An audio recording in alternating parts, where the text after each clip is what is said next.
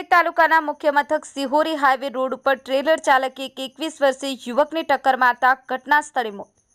મળતી માહિતી પ્રમાણે કાંકરેજ તાલુકાના મુખ્ય મથક સિહોરીથી ડીસા તરફ જતા નેશનલ હાઈવે રોડ ઉપર આવેલ રતનપરા બ્રિજ પાસે એક 21 વર્ષીય યુવક ડાભી રોહિતસિંહ અઠુભા જેવો જઈ રહ્યા હતા, ત્યારે પાછળથી માથેલા સાણની જેમ બેફામ દોડતા ટ્રેલર ચાલકે અડફેટી લેતા રોહિતસિંહ ડાભીનું ઘટના સ્થળે મોત થયું હતું અને ટ્રેલર રોડની સાઈડમાં પલટી ખાઈ જતા ચાલક ટ્રેલર મૂકી અને ભાગી છૂટ્યો હતો.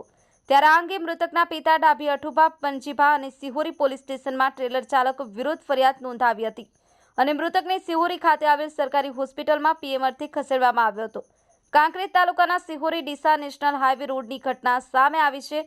જોકે સિહોરી ગામના પ્રતિષ્ઠિત વ્યક્તિ અને કાંકરેજ તાલુકા ભાજપના સંગઠન મંત્રી અઠુભા ડાભીના પુત્રના મોતને પગલે સમગ્ર કાંકરેજ તાલુકામાં ભારે શોકની કાલીમાં છવાઈ જવા પામી હતી અને પરિવાર ઉપર આપ ફાટ્યું હતું. જોકે મૃતક રોહિતસિંહ ડાભીના હજુ સુધી લગ્ન પણ લેવાયા ન હતા અને આખરે કાર્ડનો કોળિયો બની ગયો હતો અને પરિવારનો લાડકો દીકરો અચાનક ગુમાવી દેતા સમગ્ર સિહોરી ખાતે અરેરાટી ફેલાઈ છે. Siddhraj Thakor, the mirror news, Asana. Hi, હું છું ક્રુઝિન સિંઘાનિયા. આપની આસપાસના સત્ય સમાચાર જાણવા માટે જોતા રહો ધી મિરર ન્યૂઝ અને હા, લાઈક અને સબસ્ક્રાઇબ કરવાનું ભૂલતા નહીં. Thank you.